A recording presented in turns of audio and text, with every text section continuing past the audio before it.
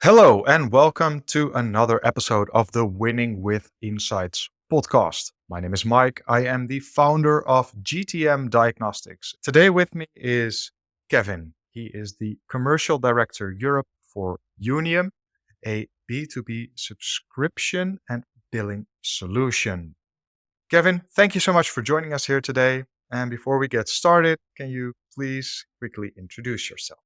Absolutely. Thank you for the invitation, Mike. Kevin, 31 years young. I would argue young, but yeah, here we are. Uh, yeah, Commercial director for Younium, mainly responsible for the Benelux market, for the DACH market, and for France. I've been here now close to 2 years, and it's been quite a ride. Awesome. Yeah. So what have you done in the past? Because you have quite an interesting backstory.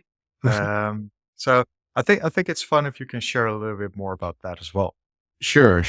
Yeah, interesting is the right word, I would say, indeed. And where did I start? I have an educational background in 3D development and design, which is mostly pinpointed towards the game industry, for example, or for some cinematic purposes.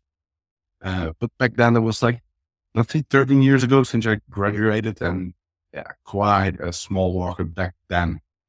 So quickly after my school, I found myself working at a very small software company back then, not even SaaS, where I got my first role as, let's say, account executive for CRM solutions, perpetual licensing. It's been a while since we did that.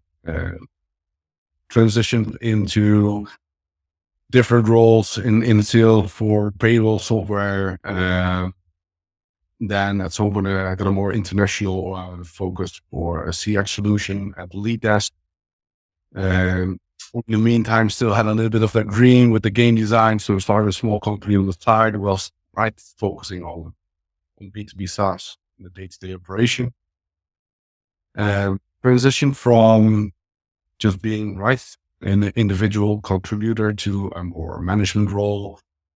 Start to look more at how structures are within SaaS companies. Why do we have different departments, or why do we not have different departments at the moment?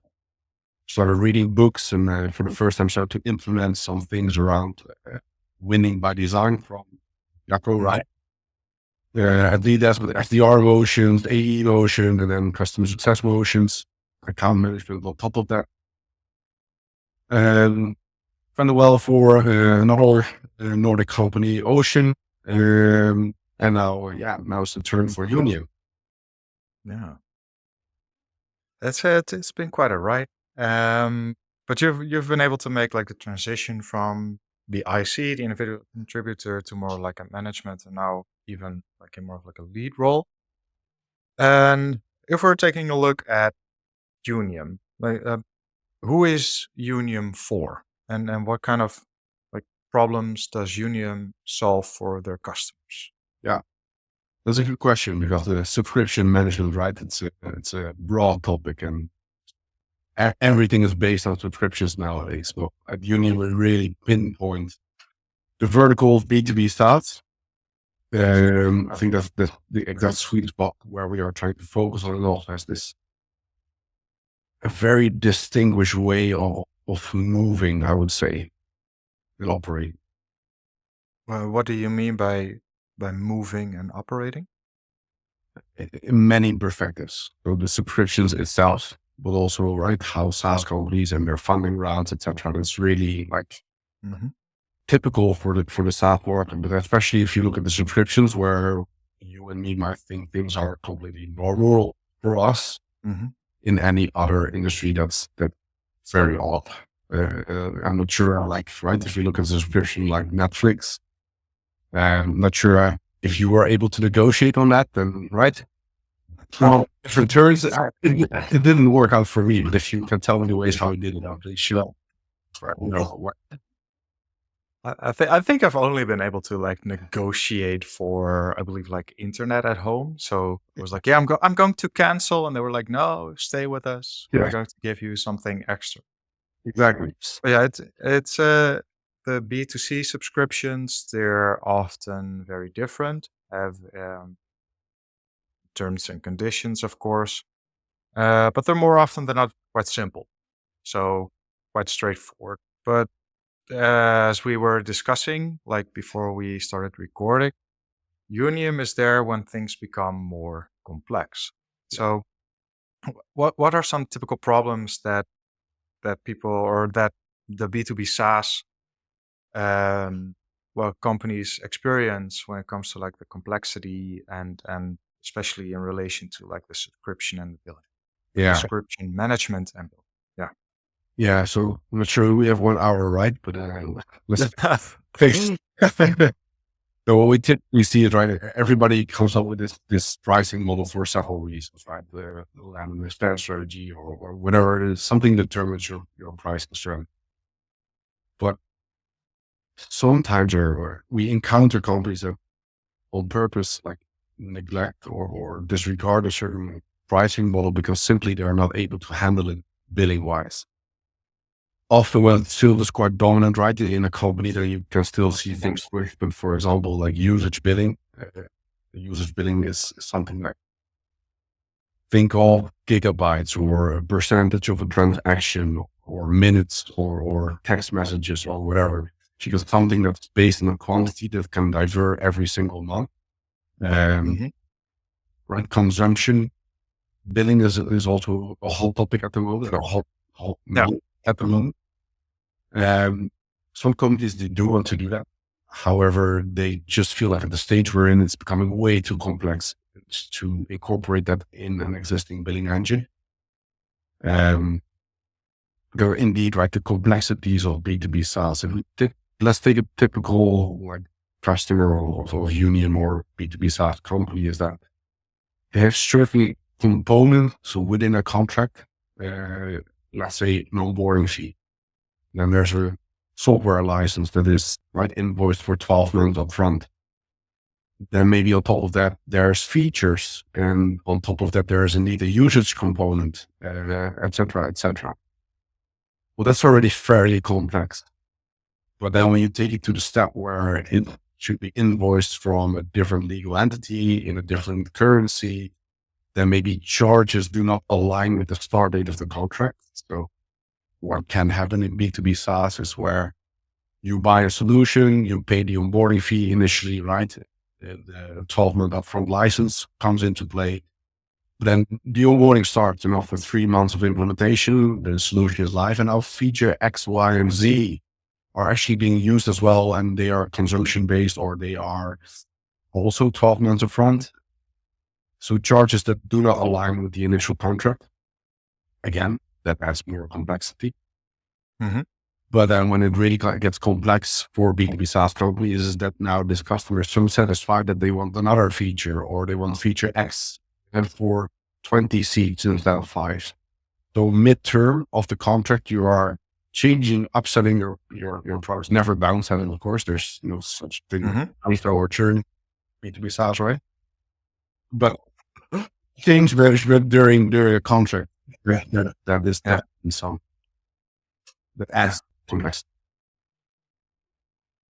Uh, yeah. So I think that's quite well stated. So the main issue is more in regards to being able to handle like a very complex like billing cycle basically, or different types of ways that we're charging for stuff. So the main like the initial structure, like like the fee, license, potential like feature packages, etc., roll into this as well, and then maybe a usage component, different entities based on like the type of customer that you have, like contract changes like halfway through the initial contract. Those are all very reasonable things for a Right. For B2B us, SaaS. Yeah, they're quite like normal yeah. basically. So they happen quite often, but that doesn't mean that the complexity then becomes less. Actually, it becomes more relevant to focus on like having something that helps you with this. But there are, of course, certain businesses, even in B2B SaaS, that don't have this at all. Like basically they have package 1 or 2, and this is what you get. And like, is this also then part of who you are focusing your efforts on? Or do you say like, no, we actually are there for the businesses that are more complex? All the things like this is we classify our deployers in 6 brackets. So we call this an ICP rating. Mhm. And let's say, right, the first 4 of those ICP ratings, basically they are your bakery on the corner, right? They are just not relevant for us. But once Yeah. it becomes complex, or sorry, once it becomes relevant, I should say, is once you're a B2B SaaS company, because there are many more things that come into play like this, like temporary discount handling, revenue recognition, right? Those are relevant for all of the players in the market, especially even more complex. So, right, the most dominant CRM systems at the moment, HubSpot and Salesforce in B2B SaaS, they're not purposely built for SaaS. So they most likely will also struggle with the line items that they right try to solve within the CRM system. So again, more comes into play, and that's typically where we would pay. Like, that's where we start. 4 out of 6 ICP. If you're just right, have subscriptions, you're focused on B2B SaaS, sales-led growth or product-led growth, combination of that. Mhm.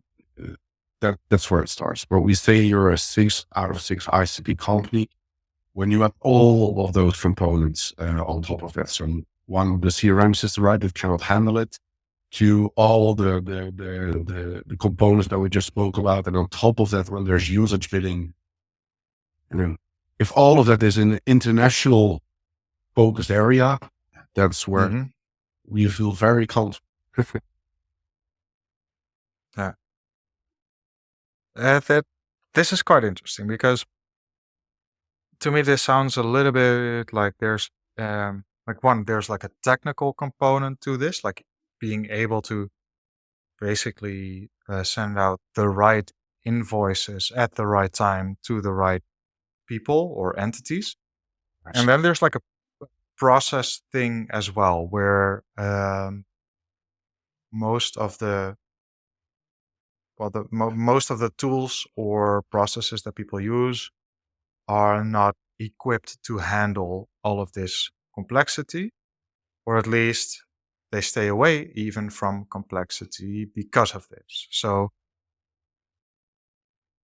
based on this, like, what are some of like the use cases? You've already mentioned a couple, but what are some of like maybe some of the customers that you've helped with, and what was like some of like the business impact almost that they've experienced because they were firstly unable to handle all of. Yeah.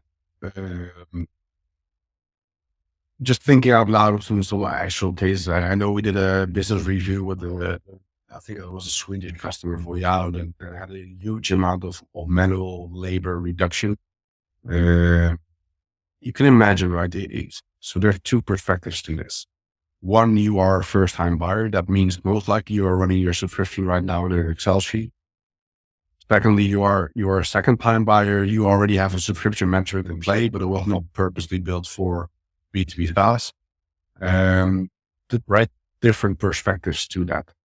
Um, I would argue that, of course, right, the vast majority is a first time buyer at the moment, because B2B SaaS companies, right, there are still quite many popping up left and right, and are very successful. Um, the biggest impact, I would argue, is we spoke about it, right? What are we Yeah. actually selling? We're selling essentially scalability. And that sounds a bit fuzzy. I agree, very fuzzy, but it is the bottom line of what we are selling. You can imagine if you have 10 subscriptions in Excel, take a look at every month, create, Yeah. if you want to, a manual invoice, send it out. Sure. Even then something could go wrong, correct it yourself. Fine. But now imagine having 50 subscriptions. then it becomes more of a hassle, right? Especially like if you're a founder, it's the least of your focus, right? Somebody else is more likely come into play to focus on that. But now it's becoming 100 contracts, subscriptions in an Excel sheet. And that's where right, nobody wants to admit, but that's where the first flaws and the first mistakes really like come into play. And right, for the third time sending the wrong invoice, and for the whatever time missed a certain feature that should be invoiced. Yeah. So one, we call it revenue leakage, right? That starts to occur. But also secondly, when you start to have 100 contracts, of course, a little bit dependent on your motion, but most likely you are at least around 1 million in annual recurring revenue. That's also the point where you start to try to define like, hey, we've got a product market fit, and right, maybe we should rethink our go-to-market motions, and Yeah. are we doing the right thing here? Then also something that comes into play is you're thinking about potential funding, most likely, right? If you can grow harder than you can actually afford, then most likely you are at least considering or taking a look at it. And the first thing any investor, if it's a VC or whatever, will ask, well, show me the numbers. Yeah. Oh, that can be quite a challenge. So one, right, the scalability of right replacing that Excel sheet and actually implementing an entire quote to cash solution. So the idea should always be once you send a quote, where right our process starts with Younium. So once you send a quote and that is actually signed and agreed upon, that everything all the way through your booking queue and the cash in your bank account should be automated. And you can imagine with 100 contracts, if you automate that process entirely, that's scalability, because then it doesn't really matter if you have 100 contracts or 500, because the process is the same. Yeah. So then if we even go back a little bit to like the ICP, it's not just B2B SaaS, but it actually, for being like the 6 out of 6 ICP for Younium, it also requires probably a little bit of size to the business, and like ideally like the complexity, because that's when you get like the most value. Yeah.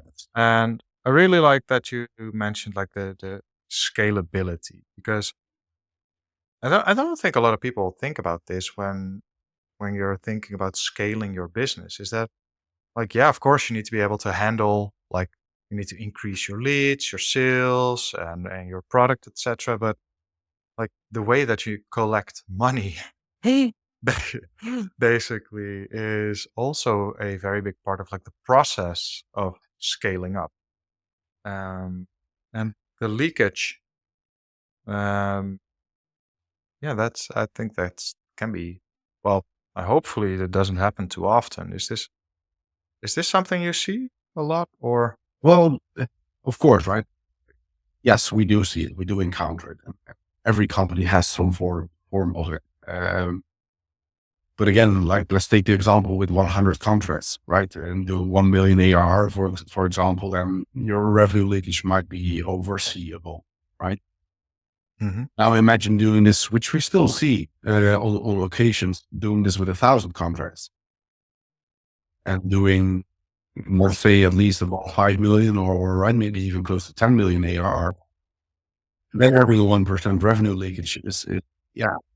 So I think, Yeah. Yeah. Yeah. That's a big no-no.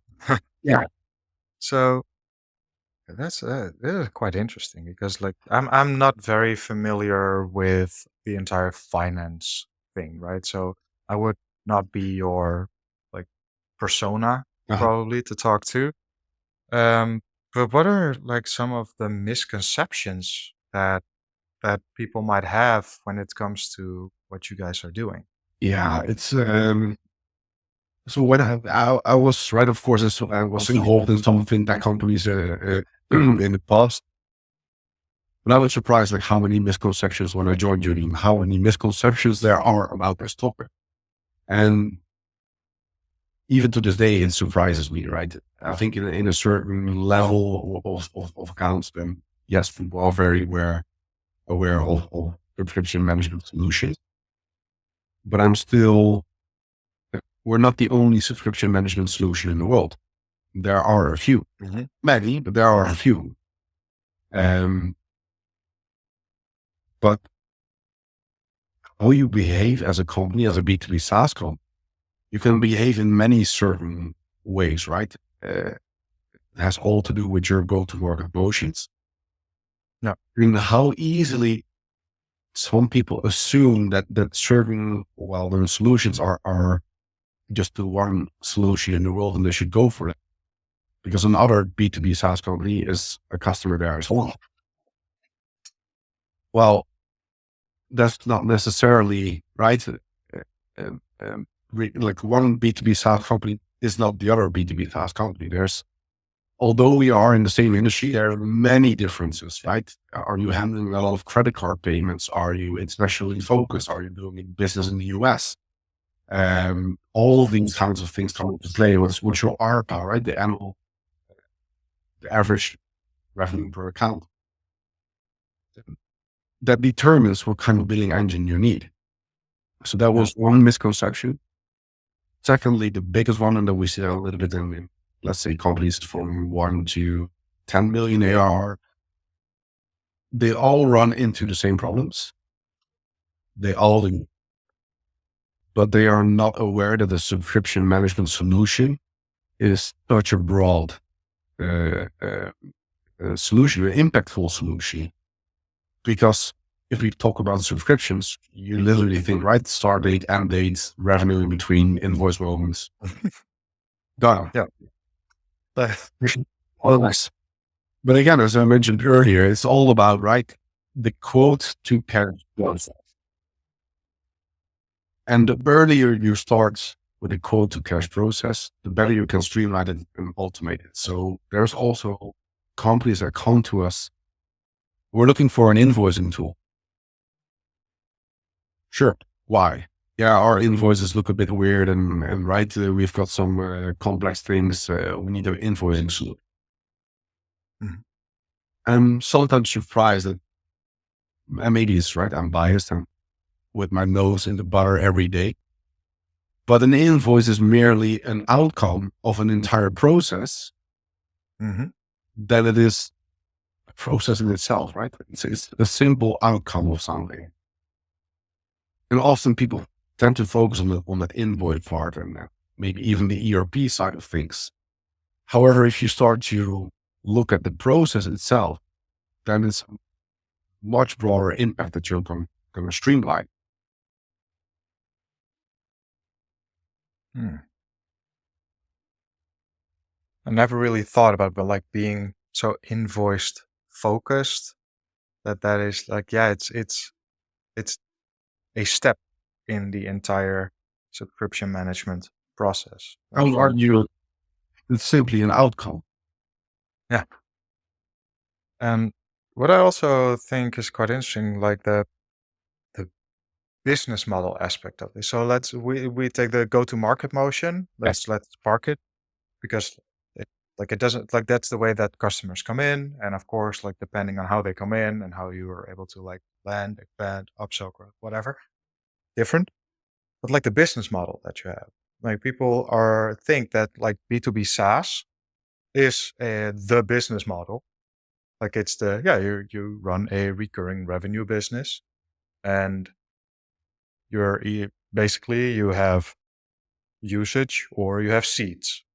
That's kind of like the two main things. But when you're diving into this, like no, it's like there are many different ways in which like your revenue is actually structured, and like the billing process, like everything that you're mentioning, is like it's part of this. Like it supports the actual business model. That's quite interesting. I never really thought about it like this. The, No. I would say pricing in general, and perhaps you should have someone else in this podcast to talk about that because it's It's a thing. It's a beast. So Actually, I've interviewed somebody that is helping businesses with their pricing and packaging. it's a very hot Oh, topic. It's a very hot topic. yeah. Yeah. Because Like they said, like it's like all the one-offs, for example. Like let's leave that aside for now. But it's what they were saying is like, yeah, you want to have like a more use case based or like an outcome based pricing model. So that based on like the jobs to be done framework, for example, you should be able to like create the packages that best fit a specific outcome for a specific persona. And I think I was quite interested with this because, or the way that he presented it was like, yeah, of course, it kind of makes sense, right? That once you're at like, for example, a certain size of business, you might experience certain problems and therefore you're looking for these outcomes. So having like something that fits this versus like enterprise, for example, where there's a lot of like risk mitigation and dedicated support, etc., that there's like they desire different outcomes. So you have a package that fits this. And it could be seats, could be usage based. Again, that's like the variable, but also the variable needs to then make sense for what the desired outcome is for the client. So there's a lot of different ways in which you can look at like setting up your pricing and your packaging. we do Yeah. see definitely a trend in the consumption-based market. I also honestly think AI is pushing that a little bit. I think a lot of Yeah. AI solutions are consumption-based pricing. I think I would I assume more companies are willing to take an investment or a risk if it's output based, right? If I'm willing to pay for something if it solves something. So I think that's definitely a hot topic Mhm. at the moment. So I'm curious now. So then, how can we actually identify that the problems that we might experience within our business can be solved by adding a solution like Union? Really precisely mean that, but Uh, What is like what could be some of like the desired outcomes or like jobs to be done, for example, that Union helps me achieve? So when we were talking about like the CRM example, yeah, it kind of makes sense because I'm trying to have a solution that helps me structure my pipeline and my entire sales process because else like deals are not being followed up correctly. So for example, like the number of leads that I'm or the number of like deals in pipeline that I'm working on is like not correct. So that could be something that we can identify. Like, hey, like sales cycle length is like increasing. Therefore, that might be the way that you need like a CRM to support that problem to drive it back down. Like, what are some of like the things that you might experience as a business besides, for example, like the leakage that you might say like, hey, this is like the moment in time when you're experiencing this that you might want to take a look at something. yeah, it boils down to a few points. It's scalability, it's predictability, and it's insights. So um, again, the metrics that a CRM will produce on your B2B SaaS metrics will never be accurate because they cannot focus on MRR, they cannot focus on CMRR, they cannot focus on right to distinguish numbers. Of course, they can create an overview of that, but what if you now give a temporary discount, or what if now happens if you change the order halfway through the subscription? Or what if your subscription is up for renewal? Does it after the renewal still count the MRR, which you don't know for sure is going to be there if there's a renewal moment, right? So you need to classify that as potentially MRR. So again, to start with scalability, one is of course streamlining the quote to cash process, reducing manual labor, prevent you from hiring, right, another individual in administration or 2 or 3. That one, which is of course nice to have for all of us, right? Less labor, more fun. Yeah. Uh, but then secondly, having better metrics out of that, right? So a subscription, an account and products together is an order. And then all of these numbers together that produces the insights of all of your subscriptions. So how many active subscriptions do I have? How many revenues I'm driving? Fairly simple. But now what's the annual recurring revenue in, let's say, just Germany? Or what is my MRR change over the last month? And how much of that was upsell? How much was new business? How is my consumption-based revenue looking like? What is the distinction between CMRR and MRR? So I think this is a fairly new topic, I would say, for not every CFO is aware of this yet.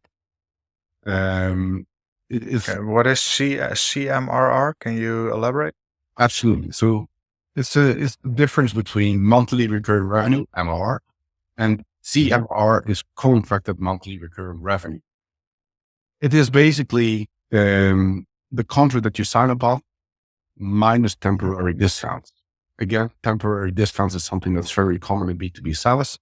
There is, let's say, 20% discounts in the first 6 months, and then it automatically should, right, jump into the list price or the price you agreed upon on the contract. If you can make that hard in numbers, with the difference between your CMR and your MRRs, which of course not be too big, but that helps you a lot in funding rounds. And again, the way how SaaS companies move with these funding rounds is very, unique for SaaS companies, I would say. I think like that this was like we talked about this before. Like this was a new term to me. Like the monthly recurring revenue annual, like everybody gets that. And but having stuff like this actually visible to you and you're able to like forecast on this better as well. That also like it opens up so many doors when your finance department is actually very well aware of what's possible. And I want to go a little bit into this afterwards, but like for the job that I'm trying to do, like doing like the go-to-market research, Yes. a lot of segmentation that we do is of course like based on the very simple stuff like geography, industry, etc. But we also like to take a look at like financial segmentation, like which of like a specific group or cohort of customers, for example, is churning when, like how is their usage growing or dropping, and like when in time the certain like businesses renew versus not, stuff like this that is only being found actually when you have your financials in order can be really helpful also like to identify like opportunities or Yes. bottlenecks within like your entire go-to-market motion as well. So Absolutely. it has implications in other departments as well if you're able to have like a clear understanding at least of what is happening so you can then find out why it is. Yes, precise. Um, But we had quite but an interesting case recently in Germany. I can't share too much about the names, etc. But they were about to get like it was, I think, the biggest series in Germany. But they had 3 different Excel sheets that produced the numbers, and all 3 of them said something different. uh, Well, you can imagine what the investors said, like, all right, but then we're going with the lowest version, and that's your evaluation. yeah, But they argued, of course, no, it's the highest, right? This is the truth. And this is the evaluation that accumulates to that. So, and there was a difference of, I don't know by heart, but if you're talking about funding rounds, you can talk about enough. Yeah. millions of dollars, if not millions. And they actually came to us like, hey, we are tremendously struggling with this, and we need to, as soon as possible, have the accurate numbers. And we were able to deliver in a very short amount of time with a lot of effort of this client. I have to say that as well. And then we were able to get the right numbers out of that, and they indeed got the proper amount. That's Yeah, that is like actual business impact, like being able to get like the proper evaluation or the proper valuation, I should say, for your business when you're in like a funding. Like this is like the difference between you sitting on a beach in Hawaii drinking out of a coconut versus having to work for that's like the like of course all joking aside, like this is like serious. Like yeah, being able to get like a good funding round, like it has a lot of impact on your runway, on like the amount of investments that you can do in certain areas of your business. Um, Also, if you're not even looking for investments, like being able to tell what your actual like forecast is and the actual money basically coming in and going out, and like it opens up a lot of doors. This is, I think, also why in a lot of sales cycles right now, like the CFO is becoming more and more like brought into the conversation because, of course, like the investment climate is changing and like you need to know what you're able to invest. So yeah, maybe even selling to businesses that use Younium becomes easier because they have a very good understanding of what it is that they can spend. So perhaps let's go. easy. It could actually be true. Union could be beneficial to the economy. Yeah, cool. Yeah. Thank you. And We might have to take this conversation offline. yeah, first, Uh, So, there, like I said, there were a lot of things actually, like a lot of doors open, as I said before. Like, what are some of like the possibilities that you see become available when you have stuff like the entire subscription management and billing in order? yeah, I think what is really interesting, of course, right? Again, the scalability. You are ready to grow however fast you want or can, right? Hmm. But also get the right amounts of funding. But on top of that, there's also experimenting with new pricing models. If you can clearly classify, like, hey, this is our current pricing model, or this was a legacy product, right? That we sold to somebody, have that distinguish in your metrics, but also, right, with new potential models. Like, hey, this is something you want to try, or this is maybe a seasonal discount that you want to implement and see that in your numbers. Um, but I would say on top of that, which is maybe the most important thing, which for sure is the most hot topic at the moment, is experiment in go-to-market motions. As we joked before, right? I can definitely see at the moment, every company above 5 million ARR is looking at a different go-to-market motion. Yeah. Argue every company that we spoke to in a recent, let's say, 6 months. It always seems like the go-to-market motion is greener on the other side of the fence. Not sure if that's the truth, but yeah, we see right companies that are heavily still led growth that are now really researching, like, hey, is there an opportunity for us in product-led growth or right partner-led growth?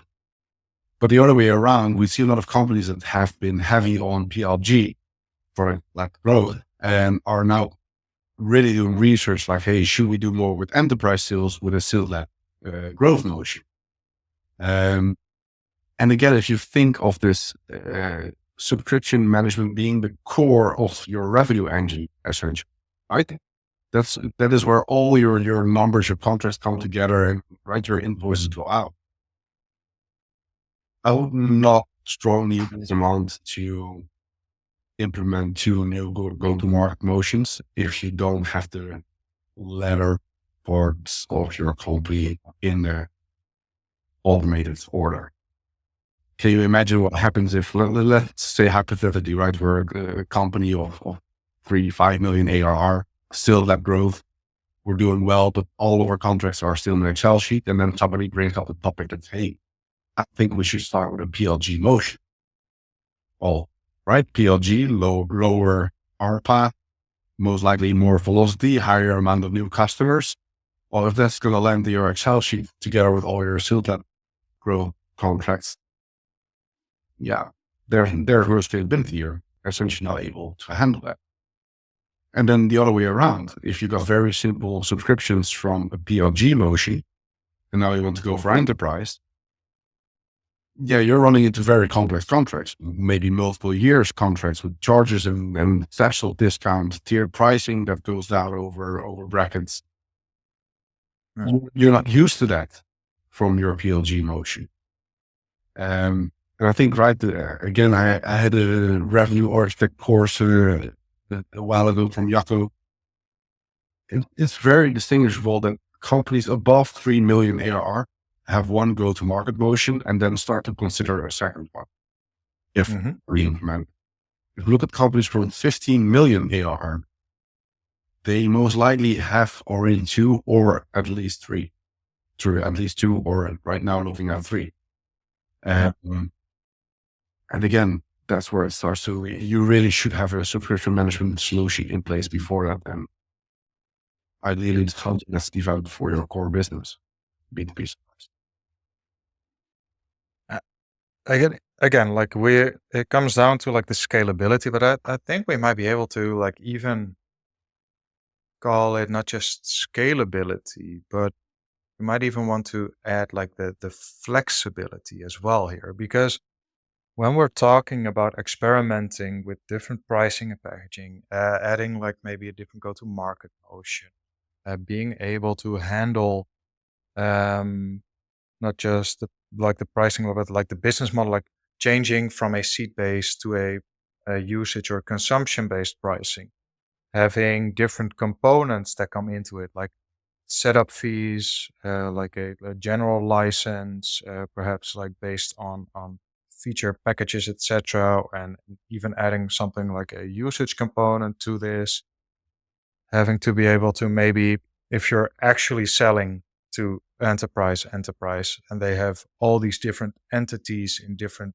countries, that you might need to be able to like distinguish like the actual billing to all the different entities that are underneath it, with perhaps even contract changes within the different entities that do not apply to all of them, and having your line items being like suited to this as well. Like it allows you basically to be flexible and being able to also then scale this when necessary, both up or down depending on what's happening. So and then like you can think of all the doors that this opens, because it allows you to act basically instead of run into a wall. Absolutely. That's quite interesting, because like this is more of like when we're talking about like the higher level business implications. Yes. Do you talk about stuff like this with the people that contact you, or when you contact them? Yes, obviously. Yes. These are our, right. Of course, it still is always the right. You always should really listen to the customer, right? Listen better, ask him more questions, etc.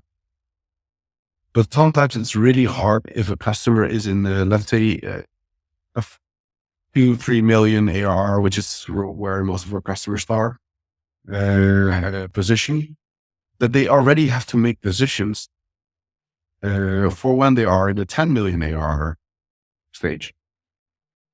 And that means you're making decisions with a 3 million ARR, let's say budget or whatever, over a 10 million ARR strategy. And that's where we also often have to challenge. So we have several customers, right, that started as a fairly small account, and that they are now, let's say, above 20, 30, 40, 50 million in ARR. And we witnessed that up close. Like, firstly, when let's say 7 years ago when we started Younium, we thought we would solve these and these points. But now that we actually have the experience of having so many accounts that grew so rapidly over time and see what they encountered and are now being able to translate that into advice to our prospects. Like, hey, it's right again, you have an invoicing problem. I get it. But there's much more to it. And this is what you're going to run into if you just going to focus on that invoicing part of the business or same for the quoting part of the business. With a nicer quote that looks fancier, sure. But what does it do in the process? Right? What is it going to trigger in the backend? So yeah, we do have a lot of conversation, which makes it fun. I can imagine. This is again like what's the question behind the question, right? So like, yeah, okay, you want to send out like a nice invoice, but this is part of something larger. Yes. Why is this the specific thing that you're asking about? Because there's like this entire thing that's happening around it. And without putting it in perspective, like you could just use Canva basically to create like a pretty invoice. Like not that difficult, but that doesn't work, right? Because it's part of a process and you want to automate it because else like you're unable to scale. It is very flexible, I have to say that. Yeah. You can add all different things to it. No. It is. But it's going to bring you extra money in your funding round with it. Yeah. Now, normally you could also say like, hey, when you're being able to tackle these problems, you'll maybe be able to get like a seat at the table. But to be honest, like the CFO has a seat at the table, like one of the biggest. So Luckily, like yes. being able to, yeah, well, they should. Yeah. Can you imagine still? Hmm? Can you imagine still running the decisions? It happens quite often. Yeah. Yeah. I don't know. Sales are more often not being, they're able to every now and then convince others that they need certain things. I don't know why. Seems like Some things, yeah. It's, I think it's really interesting, so that I've said that now a couple of times, but there's so much more to this. Yeah. Once you dive deeper into it. And I think that's I can imagine that when you start out at first and you think, we're able to manage it. We have something like Stripe and we put some line items in HubSpot and then ta-da, we send out like a billing that goes out every month, or we charge a credit card every month. Like, sure. And if you have a very simple product and not that much complexity to it, that would work fine. But then you're starting to mature, you're moving maybe up market, or you're adding a different motion, or you're trying to make changes to your pricing and packaging. You have legacy customers versus new customers. You might even have, which is something that I've seen, like 4 or 5 different pricing strategies, if you want to call it like this, being active at one moment in time, because customers, of course, they don't leave always. Sometimes they stay, which is good. And then like there are different things that are running. And not every company decides to like transfer all old contracts into the new one. So like it adds to the complexity. yes. So I can see where Younium has like a reason for existence, Yes. which is good. Yes. Which Well, is good for you guys. So on top of that, right, the eh, indexation and stuff like that, it's also tremendously. yeah, And it's like, again, if you're a founder and you begin your company, right, indexation is the last thing on your mind. It's just indexation. Can you imagine again having hundreds of contracts and then doing the indexation at some point, and then there should be right. Maybe you want to run indexation just on one product or just on one certain type of customers, and yeah, it's a lot of money if you're scaling. I have to be honest, like I was always sitting on the sales side. And I was at a reseller. I used to work at a managed service provider at MSP, and I was uh, responsible also for cybersecurity. We had a partner that had like a different packages, and they all had like a setup fee, of course, and a recurring fee. Basically, it with indexation, which was like a set percentage each year. So that was very easy to understand. But but Interesting. you could, like, for example, uh like buy it for multiple years. So we create like a multiple year contract.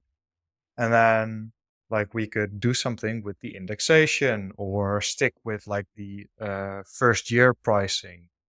And then based on the amount of years that you would then like buy it, you could also get like a discount percentage even, and then have like custom billing cycles as well. For me as sales, that just meant that I was more like selling the solution became more easy because I was able to basically adjust to the needs of my clients.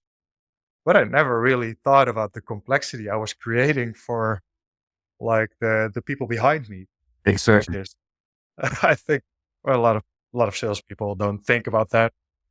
They just try You're gonna to give make your quota. former CFO call after this one. Like, my apologies for what I did to you all these years. Nah, nah, Nah. no. But in They made a very conscious decision to work with people like me and try to fix all that. No, yeah. I don't feel sorry for anyone. These are like this is where you're. That's why you're here. You're here to make sure that we're able to do this because in the end, we're trying to help our customers become successful in whatever way, and they are paying us for helping them solve these issues in a way that is like either suited to them. Can like many factors influence this, but being able to like run your own organization then as well in like a structured way is very interesting, or at least it's very valuable. I should not interesting. It's valuable. So when we're looking in a little bit into like the future Mm, of your field, mm. what are some of the trends that you're seeing, maybe even experiencing right now, and what are you guys doing to like act on these? Yeah. Yeah. There are many trends going on. And like I said, it feels like everyone is looking at each other. It's like, what are you doing? And if there's a company that's hugely successful in PLG, then everybody jumps on PLG. I have to say, PLG is definitely a hot topic at the moment. Um, but also on the other side, right, the accounts that still run heavy, still have growth in their enterprise. I do not want to see that. Say there's a trend. For sure, companies that already do PLG are now also transitioning into like, hey, how can we do that as well? On top of that, for sure, the consumption-based pricing. So I wouldn't say freemium. For sure, there should be a base license, etc. But pay as you go motion or pricing structure is definitely something that at least a lot of companies are talking about, and I already see the Yeah. platforms implementing it. So that is for sure a hot topic. What else? What else? Um,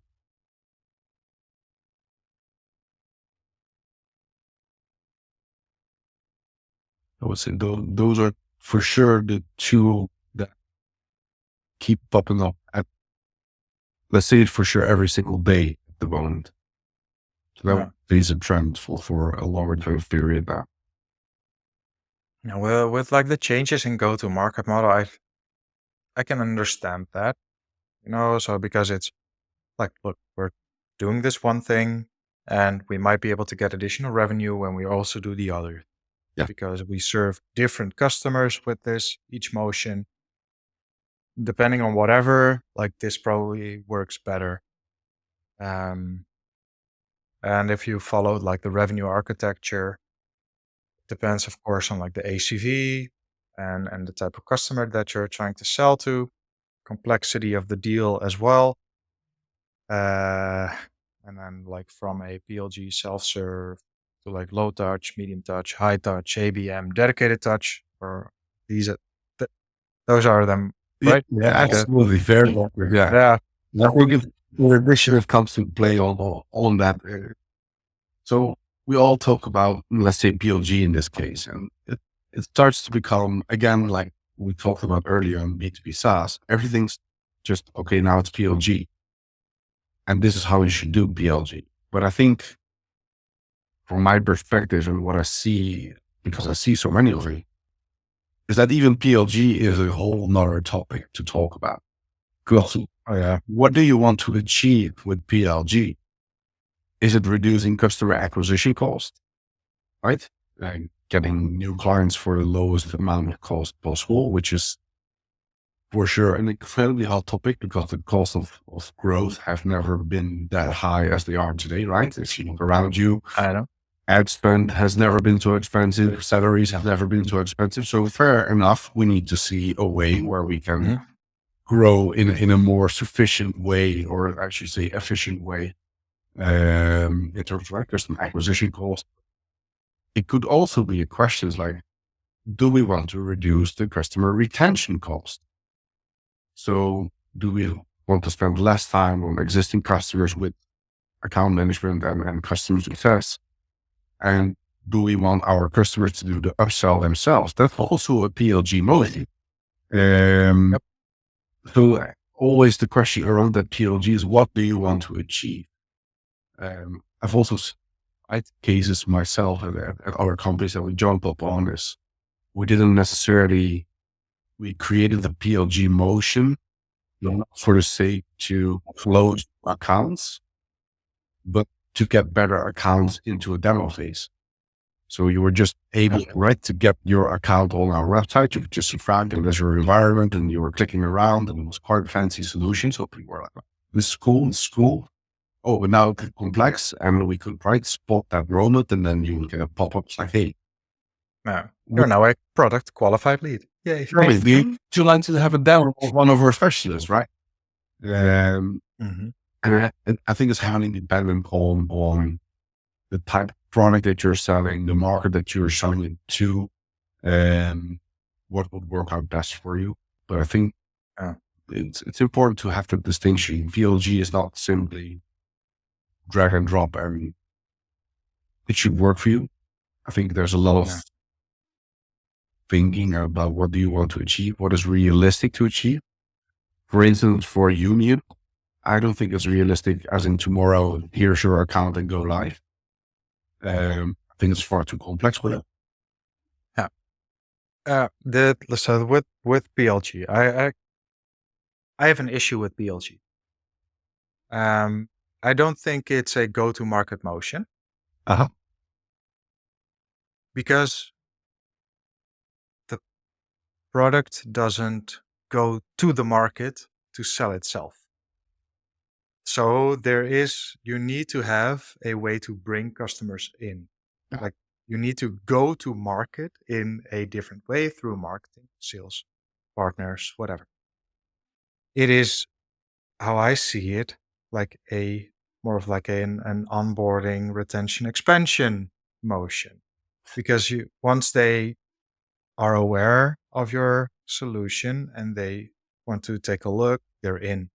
And then what you said, like it depends on in what stage you want to have the product sell itself once they're in. And that very much depends on what you say. So for Younium, you might even say that you can have like a PLG piece, which is like a very simple, like, hey, you get into the door, there's like a very limited amount of use that you can get out of it, which is like maybe one of the steps within the entire process, like maybe it is invoicing, for example, that you can use. And then like, hey, we're seeing that they're trying to invoice in different matters over in different ways. So then, boom, it becomes like a product qualified lead because they are trying to create more complex invoices. Like, boom, hey, did you know that we can actually take all the complexity away from you by implementing the entire thing? So, yeah, of course, like there's like a PLG opportunity, I believe, for almost every B2B SaaS business out there. Or it could be for everything, for a small thing, but it's I don't believe it's like a go-to market motion No, because you need to bring them in first. 100% agree, of course. Yeah, I'm a strong believer of especially for BLG, right? You have to have some sort of marketing first approach. I know ABM, so exactly. tier 2, 3, most likely. Um, yeah, I agree. It's, it's always hard for, right, people like us, or hard. You tend to relate this so much to types of products that you've sold in the past, right? I've always been heavily involved in sales and growth. Um, Sales. yeah, exactly. But then there are so many companies that I see that grow on a PLG motion, which was so far from my bed that I was like, but yeah, this completely makes sense why people buy it like that. Of course, right? They need to see it initially somewhere, marketing most likely.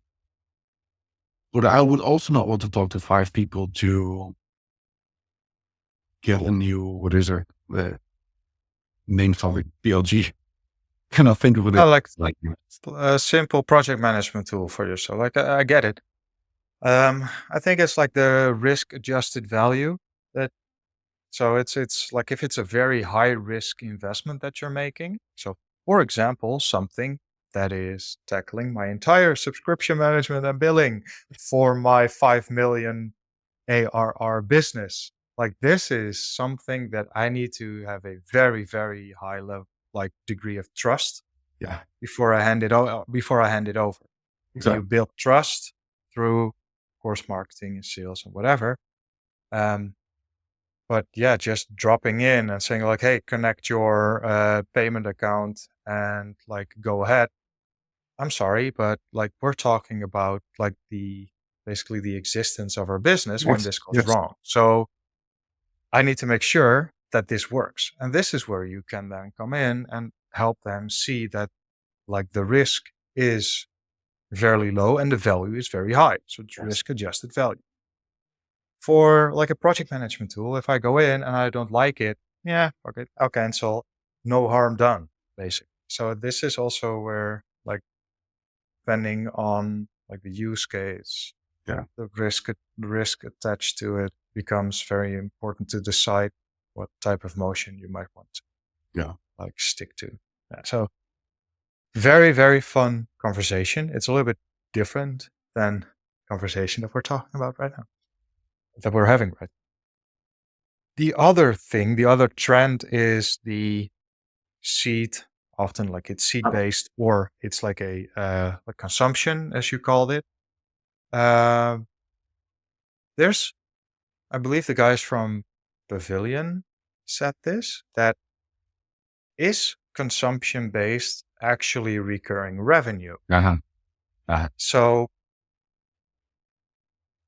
yeah, like what does this again like mean for your customers and like potentially like investment rounds that might Yeah. that is something that could be like a trigger event for them, like a trigger event for a customer to say like, hey, like we are looking for an investment, so we need to make sure our numbers are correct so that we can present it to potential investors. But we're now using a consumption based pricing. Like, That's but is consumption then really recurring revenues? And what does that mean? What implications? a very, very, very good question, and a very hot topic at the moment.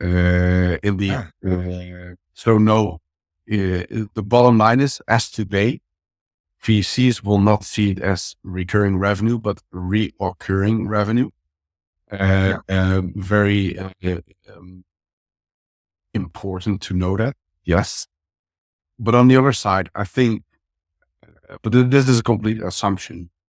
But right, we've always seen trends in any industry, etc. And I think right now, right, there will be a certain evaluation to reoccurring revenue. I don't know by heart at the moment how that right translates opposed to MOR, but for sure it's lower. However, if the entire market move to a model like this, I'm not saying it happens, but let's say, right, hypothetically, it's like the mullet of the 90, what is it, of the 80s. And we all start to Business, mullet again. business in the front, party in the back. Yeah, buddy. Exactly. But let's say Oh, hypothetically, right, the usage model becomes the mullet of the 2020s. Then in the end, the VCs has to adjust to that as well. So uh, there will new opinions be formed around it, new ways of evaluation, but it's way too early to talk about that today. Uh, yeah, there's so many implications on right. yeah. But for sure, what we see and what we advise, and most companies are doing that at the moment, is that they classify a certain part of the usage. They classify it in the contract as MR. So basically, Yeah. let's say we talk about gigabytes, just easy topic, right? You get a contract of 5 gigabytes a month that's always there, and anything above is a usage component. So Yeah. you can classify the MRR and then as a usage component on top of that. No. Yeah. And it's a very interesting topic indeed, because if it helps you with, for example, increasing conversions on new Yeah. logo acquirement or like new logos, like there's something to be said for this as well. Like because like the bigger your customer base is, again, you're decreasing risk if you're able to keep them in, and the reoccurrence of the revenue is sufficient enough to have like a very healthy business. On the other side, it is never a given. So being able to like make very accurate forecasting and being able to then make investments based on the forecast becomes higher risk. Because like I said, it's like never a given with a consumption based model that the revenue is actually going to come in. So yeah, it's very interesting. Like it is part of doing business, and as an entrepreneur, you need to be like you need to make like very like educated decisions. Yes. But But yeah, again, just said right, spoke about right, how VCs are going to look at recurring revenue and how they view that today. um, But I think it's inevitable that there will be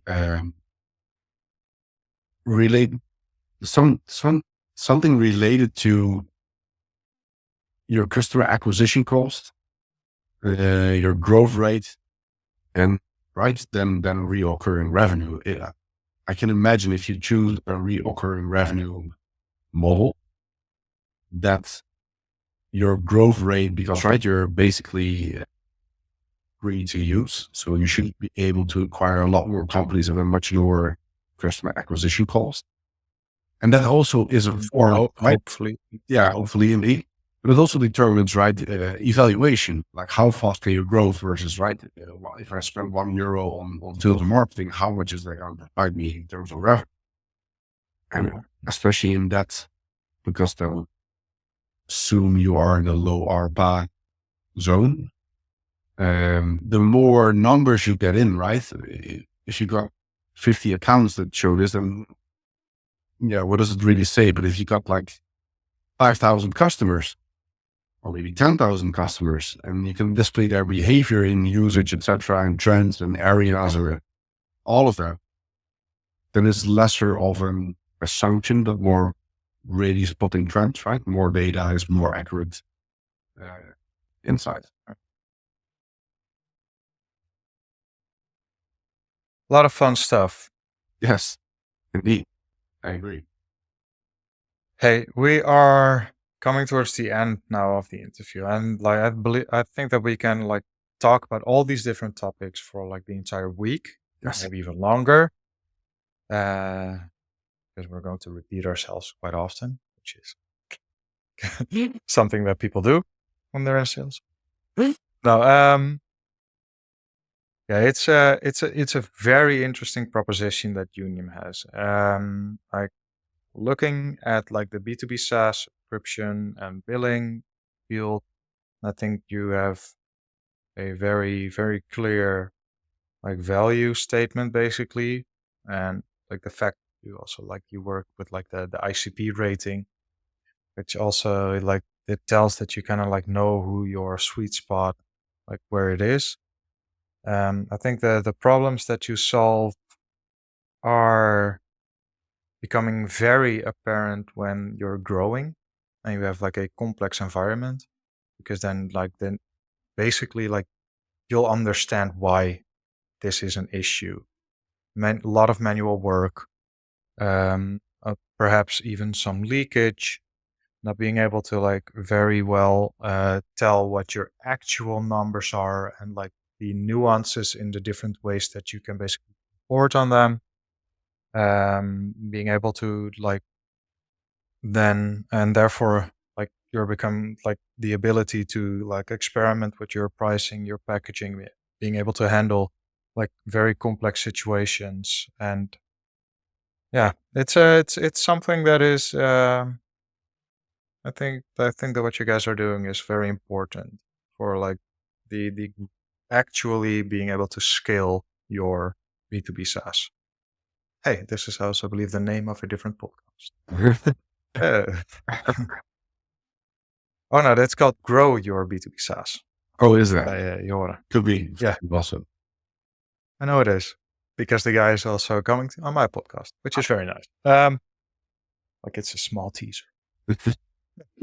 So yeah, so looking into the future, being able to like play around basically with different go-to-market motions and experiment also with different pricing models. Like this is something that you guys are seeing like basically every day now. So I think that is a very hopefully I mean I've been able to like summarize what we've discussed about.